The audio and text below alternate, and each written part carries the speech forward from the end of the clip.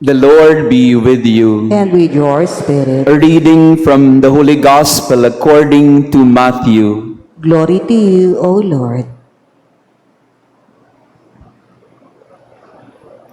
Jesus told his disciples this parable. The kingdom of heaven is like a landowner who went out at dawn to hire laborers for his vineyard. After agreeing with them for the usual daily wage, he sent them into his vineyard. Going out about 9 o'clock, the landowner saw others standing idle in the marketplace, and he said to them, "You too go into my vineyard, and I will give you what is just." So they went off, and he went out again around noon and around 3 o'clock, and did likewise. Going out about 5 o'clock, the landowner found others standing around and said to them, "Why do you stand here idle all day?" They answered, "Because no one has hired us." He said to them, "You too go into my vineyard." When it was evening, the owner of the vineyard said to his foreman, "Summon the laborers and give them their pay, beginning with the last and ending with the first." When those who had started about 5 o'clock came, each received the usual daily wage. So when the first came, they thought that they would receive more, but each of them also got the usual wage. On receiving it, they grumbled against the landowner, saying, "These last ones work only 1 hour, and you have made them equal to us, who bore the day's burden and the heat." He said to one of them in reply, "My friend, I am not cheating you. Did you not agree with me for the usual daily wage? Take what is yours and go. What if I wish to give this last one the same as you? Or am I not free to do as I wish with my own money? Are you envious because I am generous?" Thus the last will be first, and the first will be last. The Gospel of the Lord. Praise to you, Lord Jesus Christ. Please be seated. Good afternoon, brothers and sisters. Magandang hapon sa inyong lahat. Pakibati din ng katabi natin ng magandang hapon. Good afternoon. And thank you for coming to our Mass this Sunday, 25th Sunday in Ordinary Time. Are you envious because I am generous? Naiinggit ba kayo dahil ako ay mapagbigay?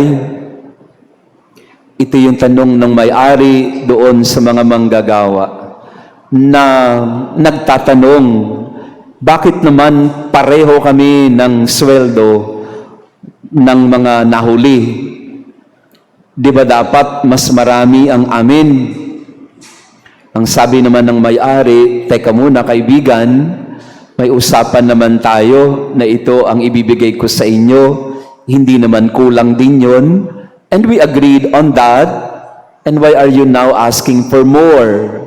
Yun po yung konteksto ng tanong na, are you envious of what I have given to them? Take what is yours and go.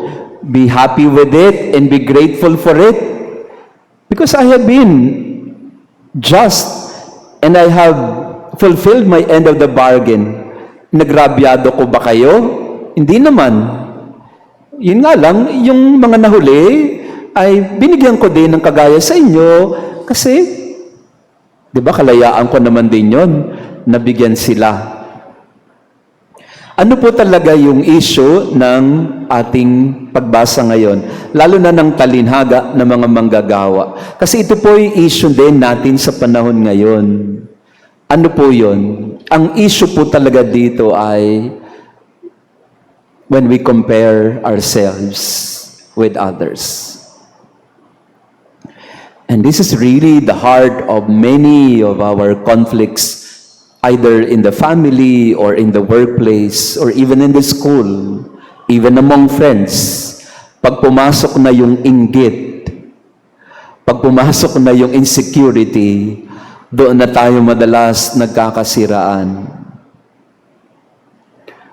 When we compare ourselves with others, we will always feel bad about it. Because sooner than later, there will be someone greater, better than you, and you will feel bad about it. Kaya mahirap yung nagkukumpara. Kasi hindi mo alam kung anong mararamdaman mo. Sige, let's do a little social experiment. Tingnan mo nga, sulyapan mo lang yung katabi mo or nasa likod mo. Mas mayaman ba yan sa'yo? You will feel insecure about it. Kasi, syempre, laging may mas mayaman sa'yo. At lagi na meron kang kakainggitan sa kapwa. Ang problema ng mga manggagawa, nagtanong pa eh. Di ba dapat nakontento na lang sila na, "Uy, thank you, Master. No, ito na yung sweldo namin. Aalis na po kami. Salamat po. Next time po ulit, ha?" Di ba dapat ganun na lang ginawa nila? Hindi eh. Ang ginawa nila, pinagmasdan pa kung anong binigay doon sa iba. Ay, ba't ganun? Ba't pareho lang? Di ba dapat mas marami atin? Ayun, doon tayo madalas nagkakaroon ng problema. Pag sinabi na natin na, di ba dapat mas marami akin? Yan, sabi nga sa katabi mo, di ba dapat mas marami akin?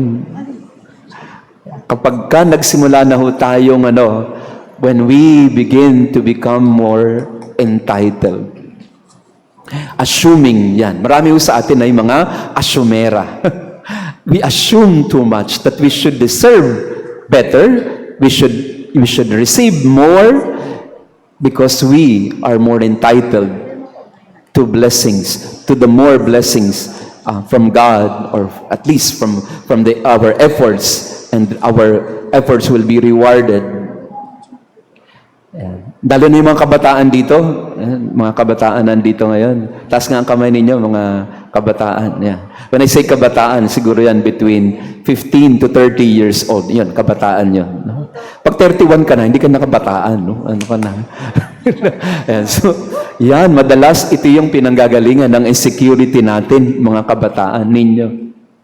Kapag ka nakikita mo yung kapwa mo, ako dumaan ko sa gano'n na lagi ako nagkukumpara ng aking sarili sa mga, well, it happens, I think. I think we all go through that. Somewhere or some point of our life, we always compare because we are insecure about ourselves. We don't know yet who we are and where we place ourselves. Kaya, kukumpara mo ang sarili mo, uy, mas maganda rubber shoes niya sa akin. No? Lahat tayo dumadating sa punto ng gano'n na, gara ng relo niya, mas maganda kaysa sa akin. O ang gara ng kotse niya. Pagka medyo matanda ka na ng konti, kotse na ang comparison. No? Ang comparison, uy, mas maganda yung kotse niya kaysa sa akin. At darating ang panahon na bahay na. Mas maganda bahay niya kaysa sa akin. At darating ang panahon, kabaong na. Mas maganda kabaong niya kaysa kabaong ko. So, from womb to tomb, we always compare. Pagkukumparahin natin yung mga bata, uy, ba't mas cute itong anak mo? Bakit sa kanya hindi? Yan, ganyan. So, kukumpara mo na yun.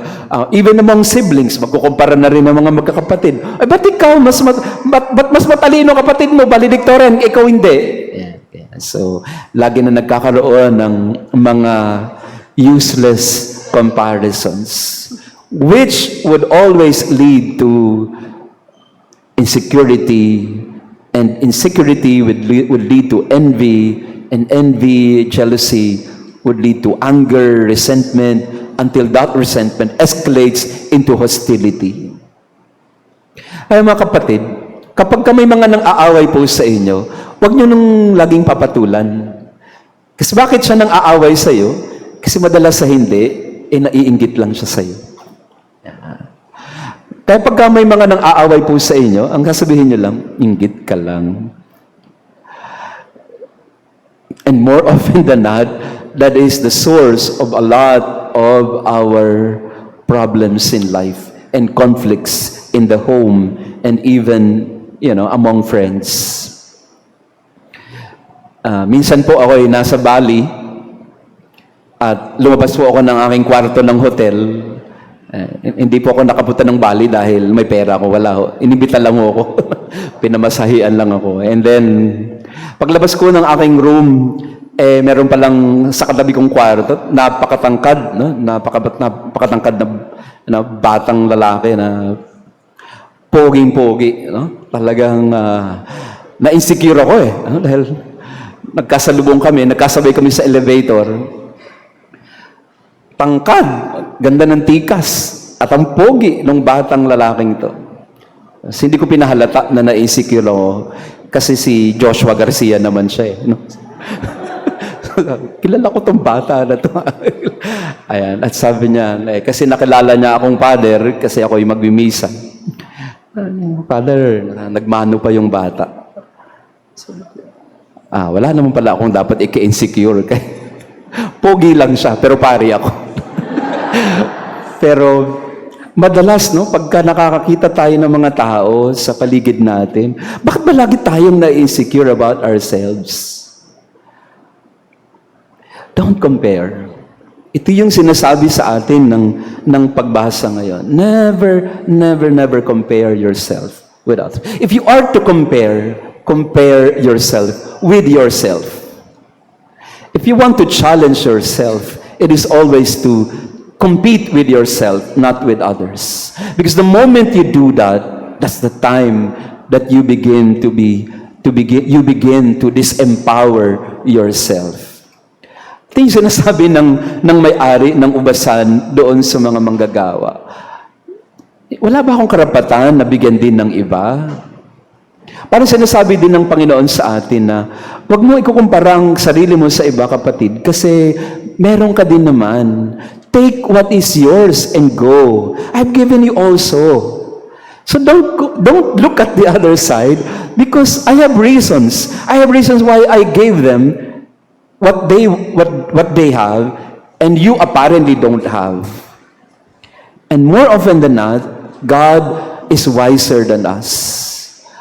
Lagi siyang may dahilan, lagi siyang may plano, at mas nakikita niya ang lahat. What is our business, especially for the young people? Our business is to take what is ours, to be grateful for what we have, to appreciate what is given to us. And then you build from there. You start from there. You don't build yourself up by comparing yourself with others. Because the moment you do that, you are beginning from a position of insecurity. And because you are insecure, you will never be satisfied. So in this Mass, let us pray together that all of us may learn, first of all, to be grateful for what we have, for what is given to us. Secondly, to also be grateful for what others have that we don't have. To celebrate what they have, even if they are not given to us, we are still able to celebrate with them.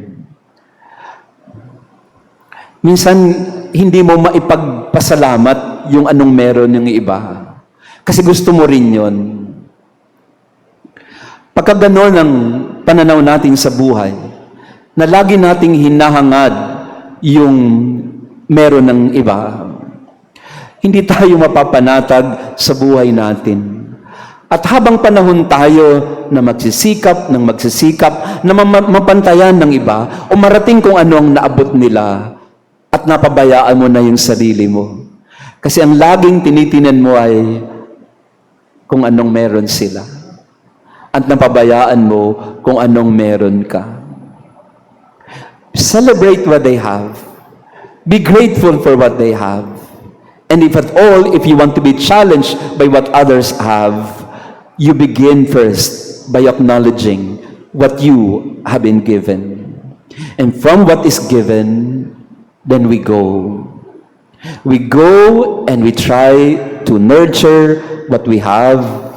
We try to, in a way, do our very best in order to in order also to gain what others have gained in life.